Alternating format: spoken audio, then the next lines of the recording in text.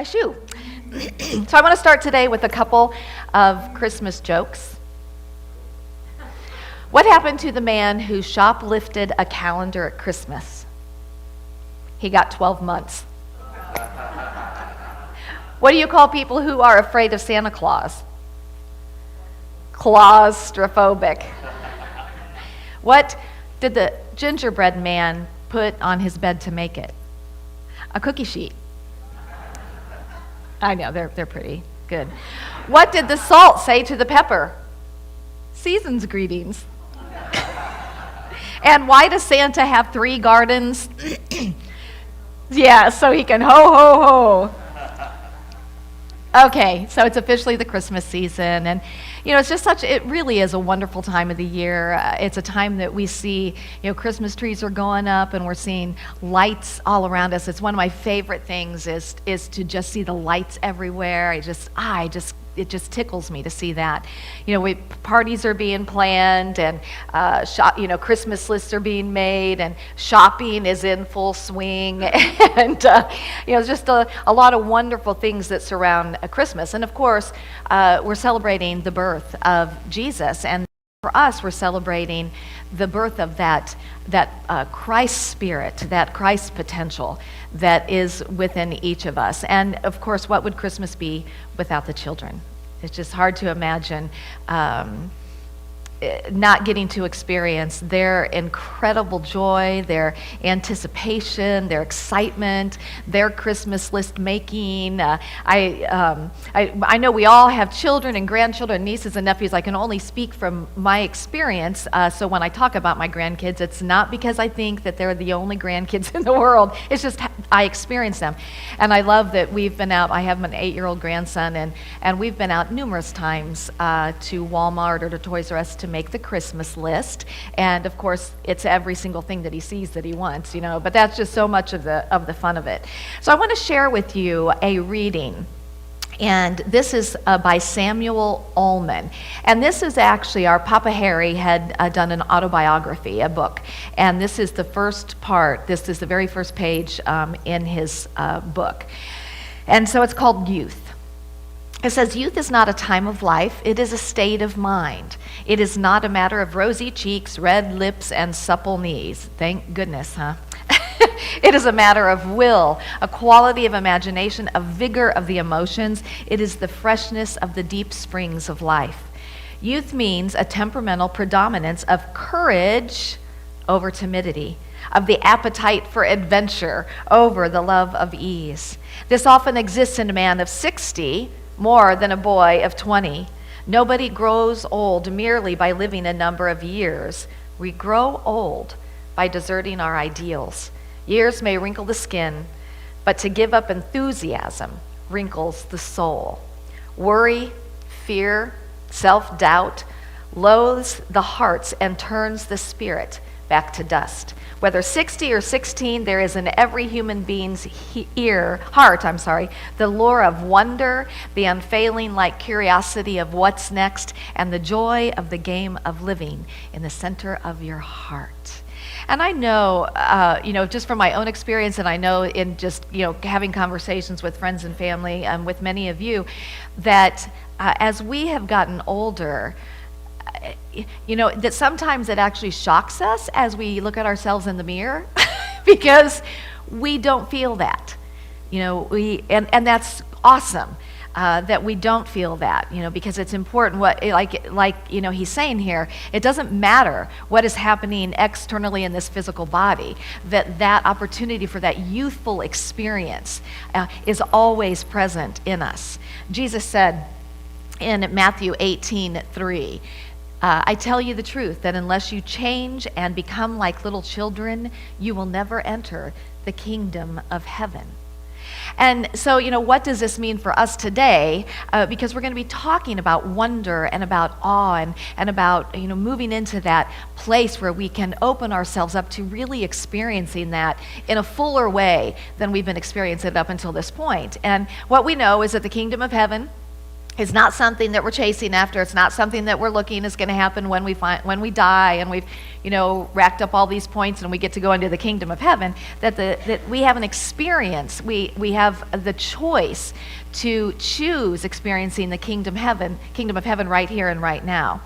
As is always the case, and I am so grateful, and this is one of those things that is such a wonderful and awesome thing for me, is that whatever I am focused on that I'm going to talk about, something perfect always comes up every single time without fail. And I knew I was going to talk about wonder and awe today. And of course, what showed up was a 1996 Unity magazine that I happened to have at home, and the whole issue was about the wonder of Christmas. But of course, I love that. And I have to tell you that I was reading it when I was with my 8-year-old grandson, and it had the big computer screens like they used to be with the big old back. And I said, Riley, look, this is what computer screens used to look like. And he goes, oh, Grandma, I am so glad I wasn't alive then. Yeah, they don't even know what telephones are. Isn't that hilarious? Okay, so from Deborah Whitehouse, she wrote an article, and she said that Charles Fillmore said that the kingdom of heaven is the orderly adjustment of divine ideas in man's mind and body. In other words, she says that this childlike mind is centered on God, and that it is unjaded, it is unspoiled, it is uncynical. And so in that, it's open to all the perfect possibilities that God is constantly offering us. And she calls this the beginner's mind. Now, Shunryu Suzuki from the Zen Mind Beginner's Mind, and I think this is so true, says in the beginner's mind, there are many possibilities. In the expert's mind, there are few.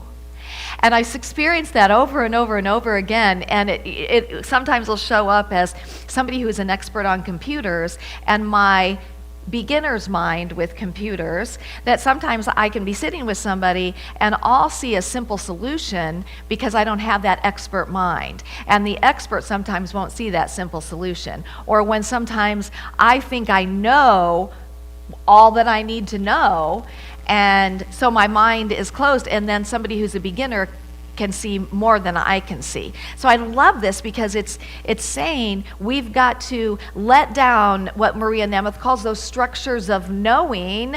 What we think we know is truth. What we think we know is fact.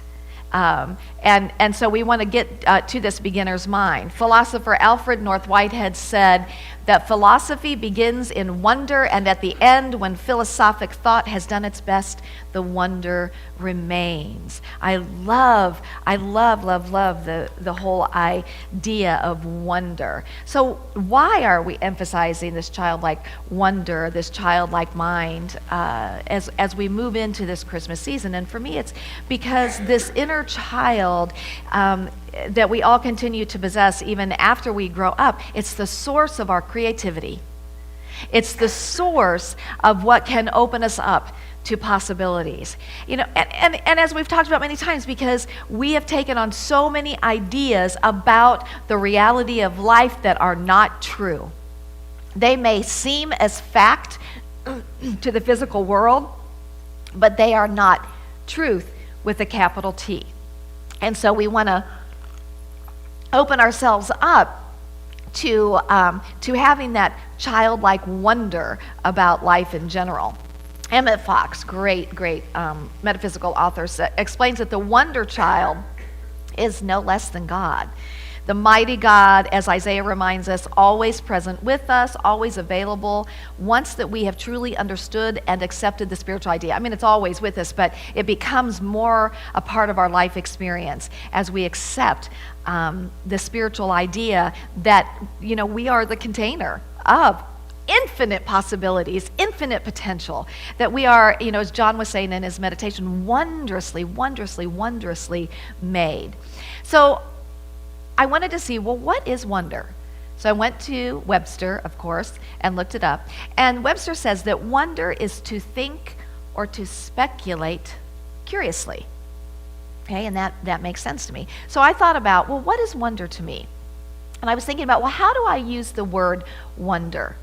And I thought, well, sometimes I kind of use it in a little bit of a negative way when I could say something like, I wonder what he was thinking. Or, I wonder why that happened to me. Something like that. I've also used it in ways to say, I wonder if I can do that. I wonder how it's going to work out. So I say it in a way that's more anticipatory. And I also know that I've said it in a way to say, that's a wonder, in a sense of almost saying, wow, that was not something that I thought was possible to happen. So for me, what I realized is that when I use the word wonder, that I am both questioning and I'm open to possibility. So for me, wonder is curiosity with an openness to possibilities. It's curiosity with an openness to possibilities. Now, wonder is non-judgmental. Wonder is anticipating good. And wonder is always amazed and always appreciative. This is where we move into that wonder and awe. We hear those words together a lot, where we're in awe. So we want to start moving to this place where we have this mind that comes from this place of curiosity with an openness to possibilities. Now, I know that all of us probably know the song, We Three Kings of Orient Are. Yes, we've heard it, yes. And so in it, it says, star of wonder, star of night, star with royal beauty bright, westward leading, still proceeding, guide us to thy perfect light. Well, the Christmas story, in the Christmas story, the three kings see the star in the sky. And what do? They look up to the star, and they're following the star with a curiosity and open to possibilities.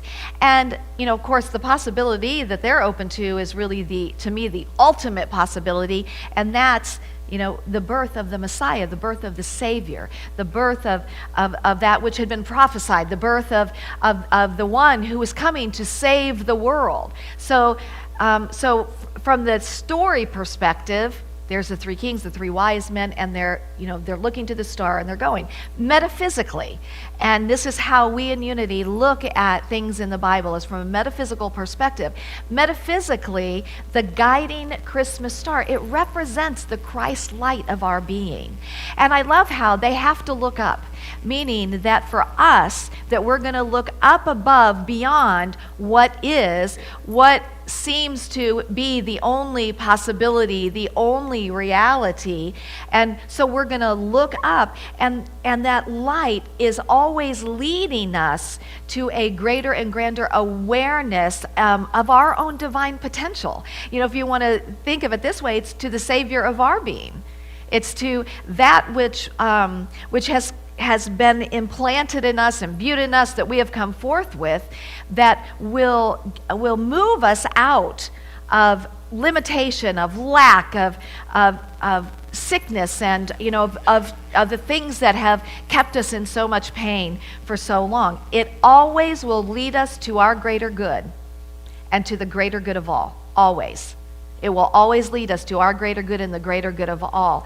It leads us to what Jesus talked about, and that's the kingdom of heaven. Now, recognize that in the scripture that it didn't say, unless you change and become like little children, you will never go or get to the kingdom of heaven. It says you will never enter the kingdom of heaven. We can go someplace. We can get there. And that's fun. But if our purpose is to experience it, then we have to enter it. We have to move into it.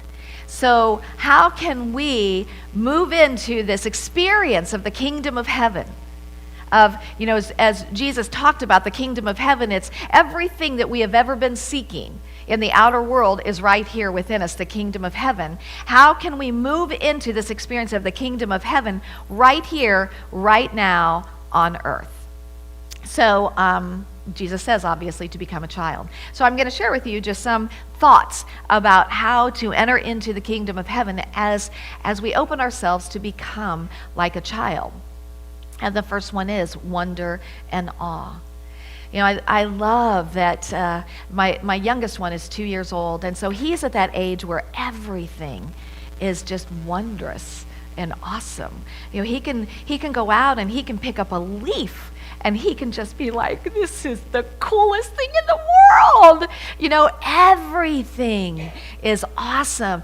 And part of that, I think, is because the present moment experience is happening. And I think that's a lot of why we don't experience as much wonder and awe, because we're not in the present moment. We're engaged in other things as we're here in this moment. And so we're not really experiencing that great wonder and awe. And another aspect of that is curiosity. That, he could pick up that leaf and be so amazed and wondrous and in awe of it, but he can also just be really curious about, what is it? And, so he may take it and fold it, or he may lick it or bite it, or, ruffle it in his hands. But there's no limits on the scope of the curiosity. And again, I think that we've lost that. We've lost that ability to see things in our life and just even experiences that we feel stuck in, and shape and form and mold them in different ways, and to be curious about, maybe it could go this way, or maybe it could go this way. We get in a finite place, don't we? And we see, this is the way it's got to go, because this is the way it's always been. This is the way that they say it has. This is the way that people before me have done it. And so we move beyond that curiosity. We need to get back to that curiosity where we start saying, but what if? But what if? But what if? And then I love, because, and sometimes I love it, sometimes I don't. Questions. Why? And I remember my parents just getting to the point of, just because I said so. And, I finally get that. But at the same time, they question everything because they don't have those structures of knowing.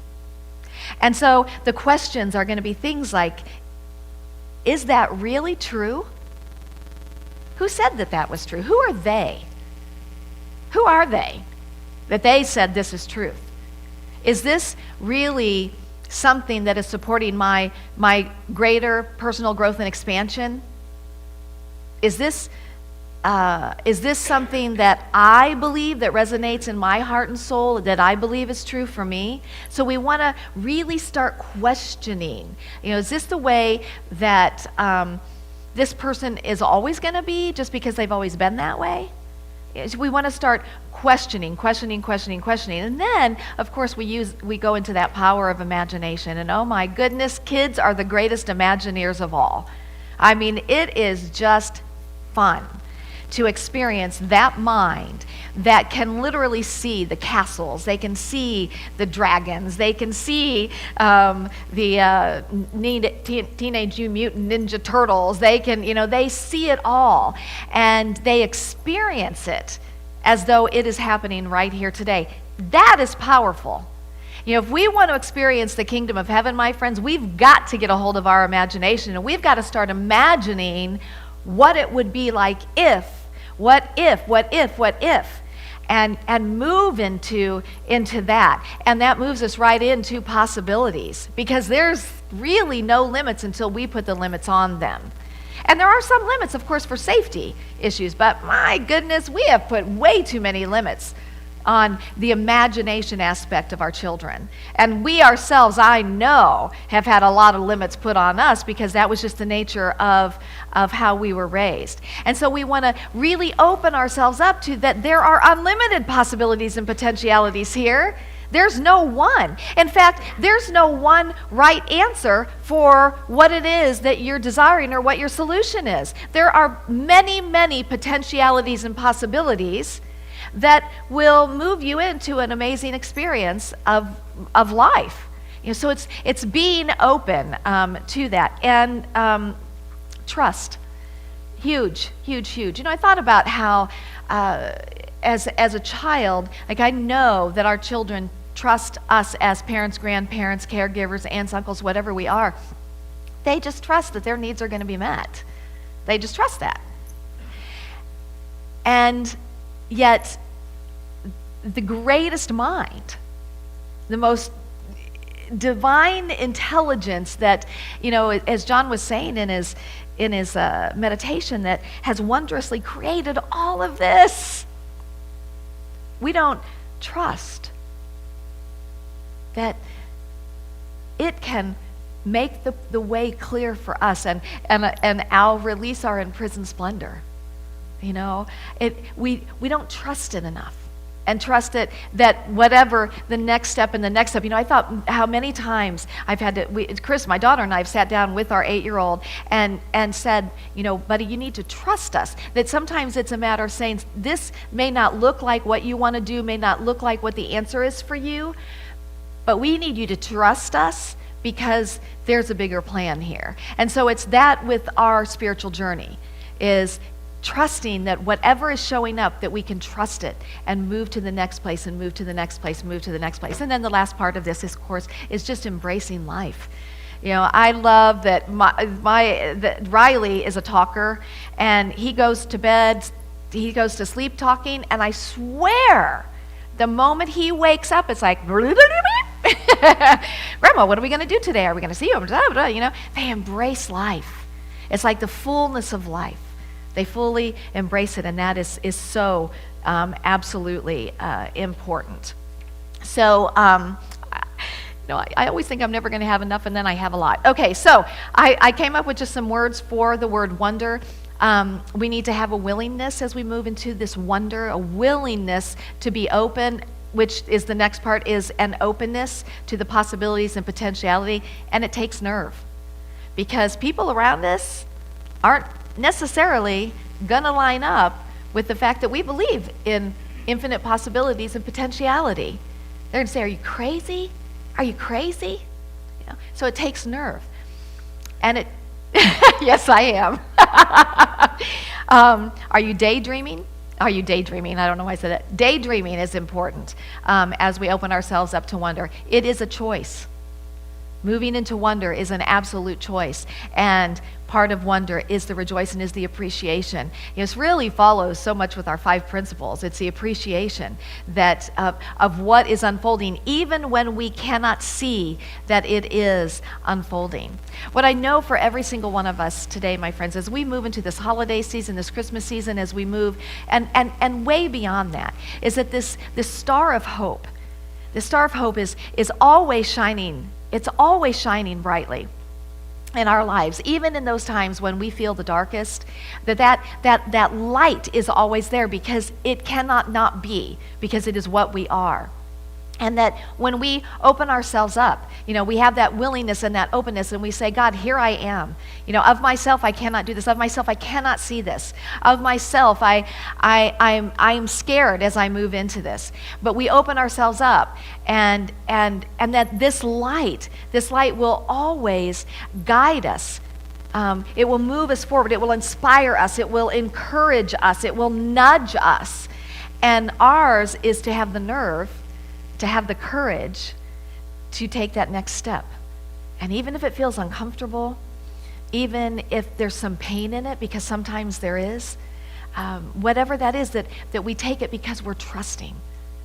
We know that God always has the greatest good imaginable for us. And we take the next step, and we take the next step, and we take the next step, and as much as we can, we just say thank you, thank you, thank you, thank you, thank you. So as you move out into your week this week, I pray that you will be open to the wonder that is all around us. That you will experience the beauty of what is happening right now just with the Christmas season, but that you will choose that in anything that is going on in your life, that you will say, I wonder, and do that in a positive way. So Merry Christmas season, and namaste, namaste.